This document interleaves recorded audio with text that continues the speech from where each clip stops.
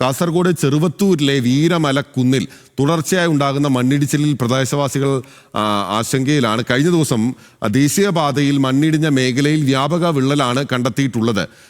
ഇനിയും മഴ തുടർന്നാൽ ഏത് നിമിഷവും കുന്ന് മുഴുവനായി ഇടിയാനുള്ള സാധ്യതയുണ്ട്.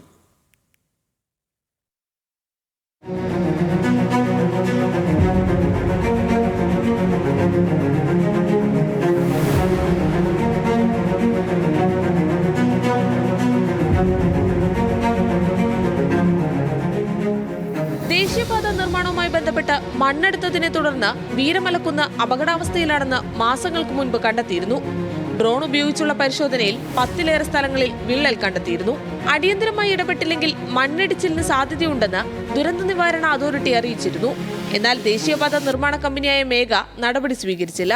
ഇതിനിടയിലാണ് കഴിഞ്ഞ ദിവസം ദേശീയപാതയിലേക്ക് കല്ലും മണ്ണും ഇടിഞ്ഞു വീണത്. തലനാടിരിക്കാണ് പടന്നക്കാട് SN കോളേജിലെ അധ്യാപികയായ സിന്ധു അപകടത്തിൽ നിന്നും രക്ഷപ്പെട്ടത്.